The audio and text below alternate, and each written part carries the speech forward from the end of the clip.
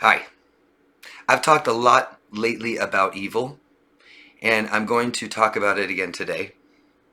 Um, People that do evil things. I don't like to label people as evil, as I believe that it may lay in all of us. But today I'm going to talk about evil right out in the open. It can be difficult to see. Most of us have had people, especially watching these videos, have had people do evil things to us. Evil defined as unnecessary killing people for pleasure or for profit. But you don't have to destroy someone's body or kill their body to kill the human, the person, do you? Many of us know this, right? You can destroy someone. You destroy their will, take away their rights, things like this. We're such social animals. We are here to help people live, others live. But people that do evil things are trying to kill people. Okay? And like I said, it's difficult to see. We might see this in the courtroom or politics or maybe some videos, police videos, stuff like this. But you can see this right out in the open online. People attacking other people is evil. You aren't trying to help them live. You're trying to unnecessarily kill them. You may even want them to die one way or another. But only a person that does evil things will justify this. Period. Oh, I have a reason because they did this to me, because they're a bad person, because they did this to other people. I'm just trying to save you. That's why I'm doing this. I'm trying to help people by destroying people. In the title, I put the Calumniator Narcissist. The calumniator is someone who makes false and defamatory statements about another. The narcissist's favorite public weapon, defamation.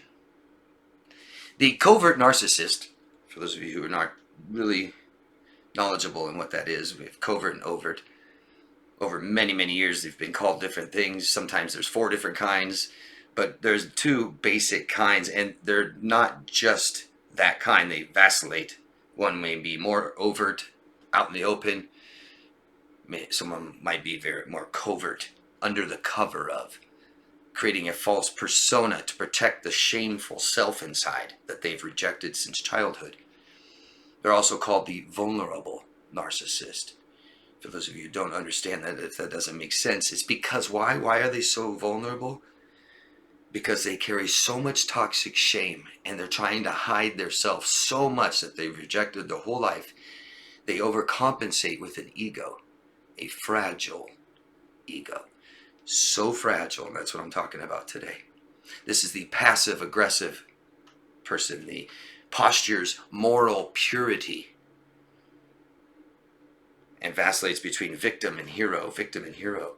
They're high conflict personality types, and they use aggressive baiting techniques for attention, adoration, power, control, and friends. Today's covert narcissist antagonizer can be found online. They cannot form and maintain functional relationships, which leaves them to have no life at all. And they go online and they become addicted to the internet. They must always have an enemy that fits as their target. I'll tell you what makes a target in a second. They have short-lived alliances and lifelong enemies. And they believe they can find their friends online. You can't hate someone for wanting friends. If they can't form it in real life, they go into make-believe. But friends, to the narcissist, to the covert narcissist, the calumniator, means you have to raise their status somehow, or at least give them lots of attention and adoration. You have to feed their grandiosity. See, the narcissist is so grandiose, right? And they're so obsessed with their grandiosity that they don't develop empathy. They don't connect with human beings. Very little compassion, if any, and very little remorse for their behaviors and what they do to people. They have a massive fear of rejection. They don't accept themselves. They're just trying to be accepted in a group. But anybody who rejects them becomes the target. They cannot take that rejection. How dare you? It doesn't support their grandiosity, does it?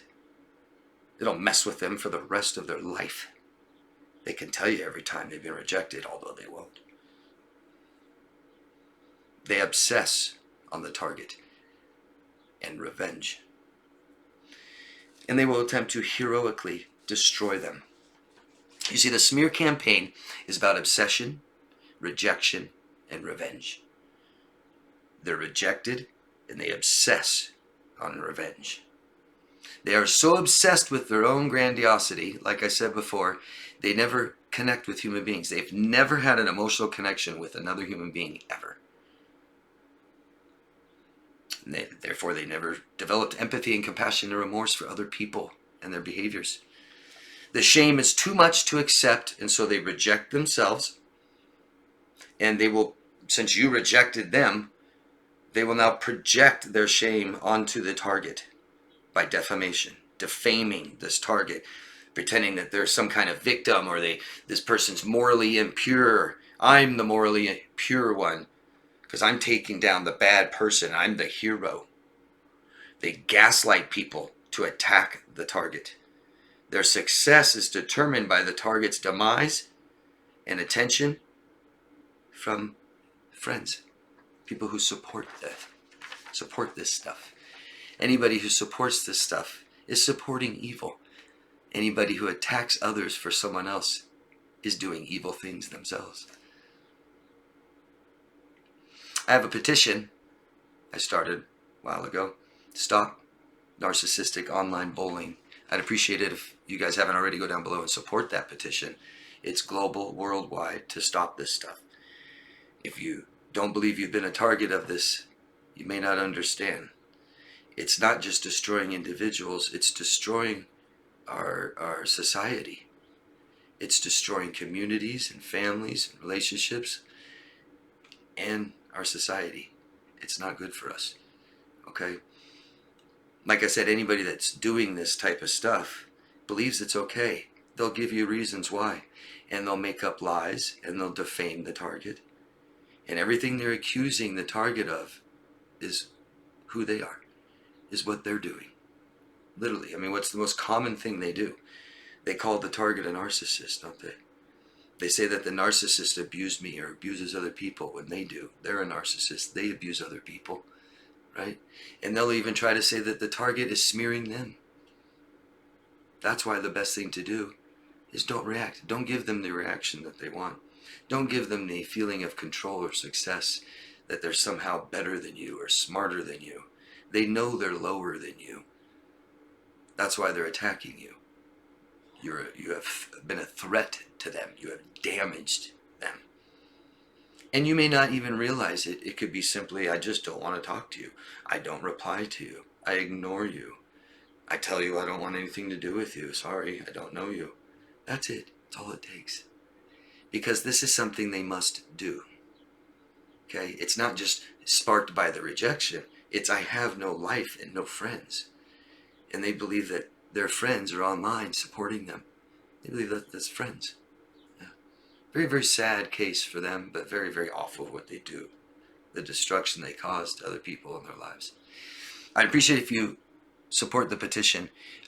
Please ask me any questions about this. I've made lots of other videos about this kind of cyberbullying and stalking and smear campaigns. Please feel free to watch them. Add your own experiences. I would really appreciate that, because people that are going through this are looking everywhere for information, whatever they can find to help them understand, to help them protect themselves, to know what to do. Okay? Thank you. Love yourself first, guys. Bye.